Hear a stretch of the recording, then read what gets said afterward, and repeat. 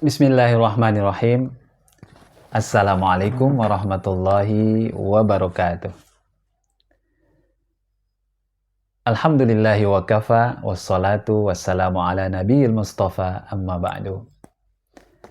Para pemirsa Salyudin Hasim Official dimanapun berada, segala puji bagi Allah yang telah memberikan kepada kita semua nikmat iman, nikmat Islam, dan nikmat berukhuwah. Sehingga di bulan Ramadan yang mulia ini kita terus melanjutkan ibadah kita kepadanya dengan segenap jiwa dan raga kita. Salawat dan salam semoga selalu tercurah kepada baginda Rasulullah Muhammad Sallallahu Alaihi Wasallam.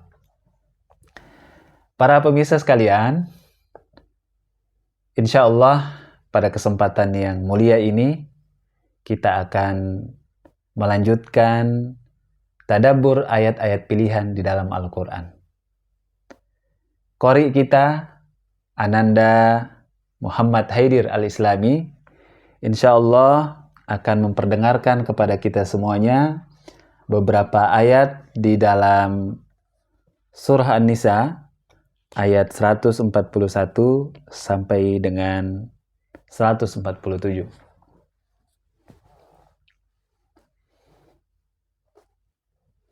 A'udzu billahi minasy syaithanir rajim.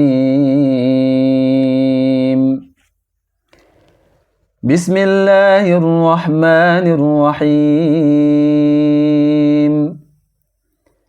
Alladzina yatarabbasuna bikum فَإِنْ كَانَ لَكُمْ فَتْحٌ مِّنَ اللَّهِ قَالُوا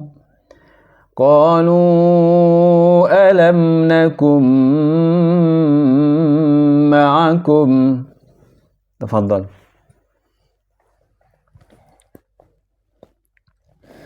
أعوذ بالله من الشيطان الرجيم. بسم الله الرحمن الرحيم. الذين يتربصون بكم فإن كان لكم فتح من الله قالوا ألم نكن معكم وإن كان للكافرين نصيب قالوا ألم نستحوذ عليكم من المؤمنين فالله يحكم بينكم يوم القيامة ولن يجعل الله للكافرين على المؤمنين سبيلا. إن المنافقين يخادعون الله وهو خادعهم وإذا قاموا إلى الصلاة قاموا كسالى يراءون الناس ولا يذكرون الله إلا قليلا مذبذبين بين ذلك لا إله هؤلاء ولا إله هؤلاء ومن يضلل الله فلن تجد له سبيلا. يا أيها الذين آمنوا لا تتخذوا الكافرين أولياء من دون المؤمنين أتريدون أن تجعلوا لله عليكم سلطانا مبينا إن المنافقين في الدرك الأسفل من النار النار ولن تجد لهم نصيرا إلا الذين تابوا وأصلحوا واعتصموا بالله وأخلصوا دينهم لله فأولئك مع المؤمنين وسوف يؤتي الله المؤمنين أجرا عظيما ما يفعل الله بعذابكم إن شكرتم وآمنتم وكان الله شاكرا عليما صدق الله العظيم Sadaqallahul azim wa sadaqa rasuluhun nabiyul karim wa nahnu ala dhalika minasyahidina wasyakirin. Para pemirsa Salyudin Hasim Official yang dimuliakan Allah Subhanahu wa Ta'ala. Surah An-Nisa ayat 141 sampai dengan 147 menceritakan kepada kita sekalian, mengabarkan kepada kita sekalian tentang beberapa keburukan-keburukan. Mohon dicatat ini. Keburukan-keburukan orang-orang yang munafik. Jadi perlu kita ketahui bersama bahwa penjelasan sebelumnya, orang-orang munafik itu adalah orang yang selalu menyembunyikan keimanannya. Dan pada ayat ini diceritakan secara detail bagaimana mereka menunggu-nunggu, menanti-nanti, mengamat-amati apa yang terjadi pada diri Nabi Shallallahu Alaihi Wasallam dan orang-orang yang beriman. Dalam peristiwa peperangan misalnya, ketika Nabi Shallallahu Alaihi Wasallam bersama dengan orang-orang yang beriman turun ke medan perang, bagaimana kita baca sejarah peristiwa perang Badar dan peperangan-peperangan lain setelahnya. Orang-orang yang munafik itu adalah orang yang paling terakhir. Setelah mereka tidak lagi memiliki alasan untuk berdusta di hadapan Nabi Shallallahu Alaihi Wasallam agar mereka tidak ikut serta dalam peperangan. Mereka selalu menunggu-nunggu, menanti-nanti, mengamat-amati. Kalau dalam bahasa kita sekarang itu adalah wait and see. Ya, di sini disebutkan ya. Saat Nabi Shallallahu Alaihi Wasallam misalnya memenangkan peperangan bersama dengan orang-orang yang beriman, maka orang yang lebih dahulu mendeklarasikan, mengumumkan kemenangan, kalau dalam bahasa sosial media kita sekarang hari ini, ya mereka orang yang paling proaktif gitu,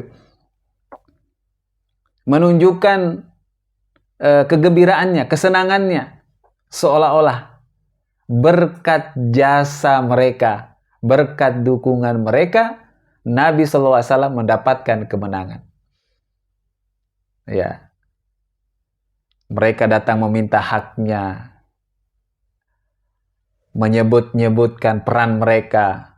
Sekiranya kalau bukan jasa-jasa kami, jika kami tidak ikut serta dalam peperangan ini, engkau tidak akan mendapatkan kemenangan, wahai Nabi Allah SAW. Wahai Nabi Allah Subhanahu wa Ta'ala. Apakah Allah Subhanahu wa Ta'ala melupakan perilaku mereka? Tidak. Mungkin di atas dunia ini mereka belum mendapatkan balasan dari Allah, tetapi kemudian di yaumil qiyamah, di hari kemudian nanti, mereka akan mendapatkan balasan yang seadil-adilnya dari sisi Allah Subhanahu wa Ta'ala.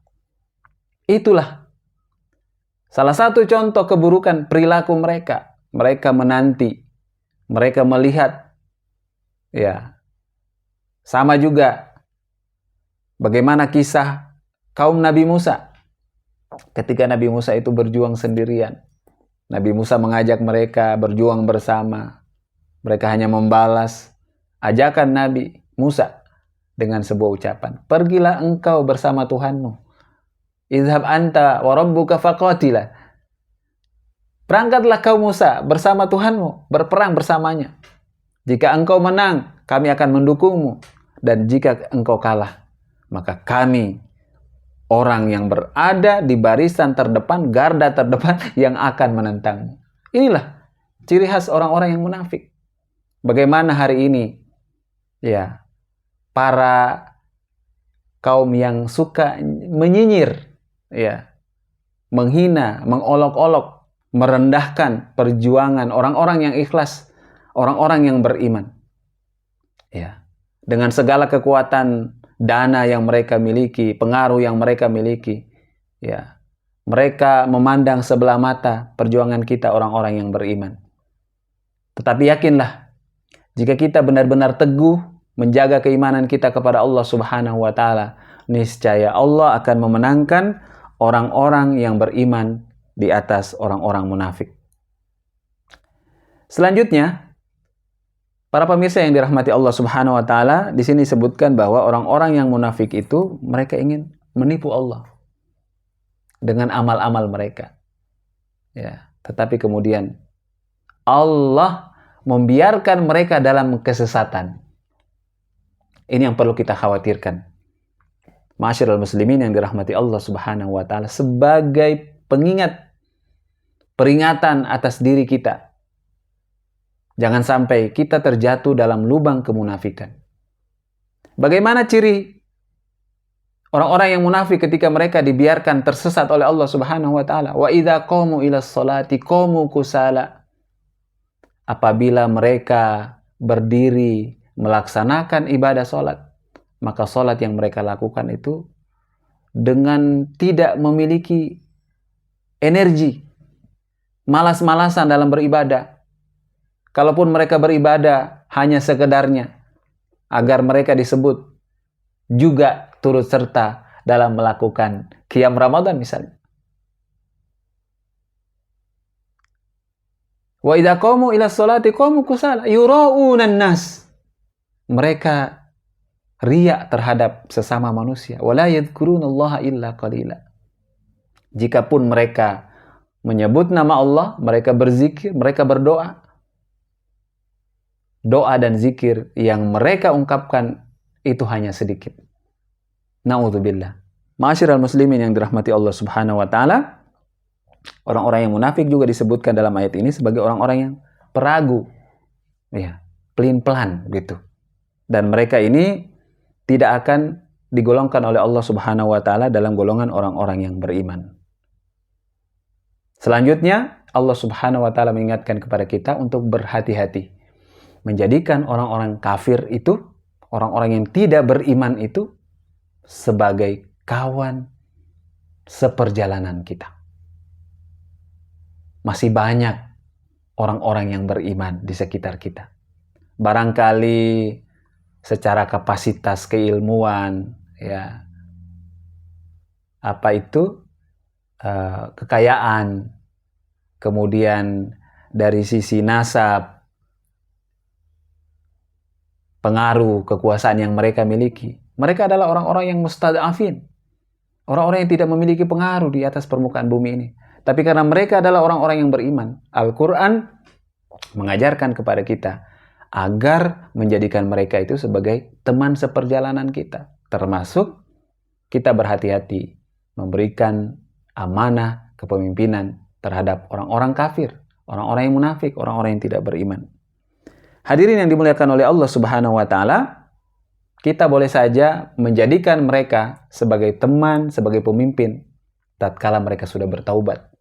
Mereka kembali kepada Allah Subhanahu wa taala, beriman dan berpegang kepada kitabullah, serta mengikhlaskan segala urusan mereka hanya kepada Allah Subhanahu wa taala.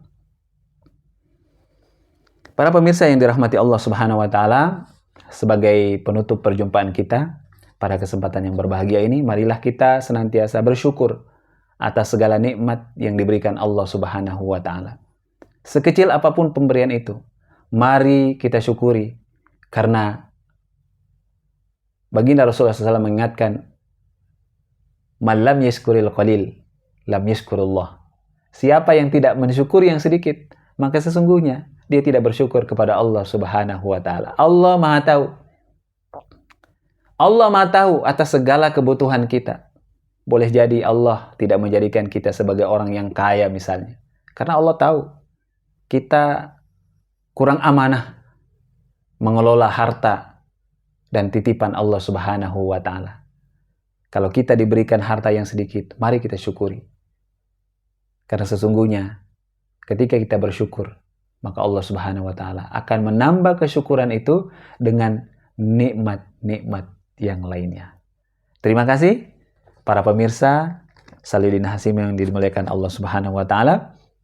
Semoga pertemuan kita ini dijadikan oleh Allah Subhanahu wa Ta'ala sebagai pertemuan yang senantiasa mendekatkan diri kita kepada Allah Subhanahu wa Ta'ala. Akhirul kalam, subhanakallahumma rabbana wa bihamdika asyhadu an la ilaha illa anta astaghfiruka wa atubu ilaik. Tsumma assalamu alaikum warahmatullahi wabarakatuh.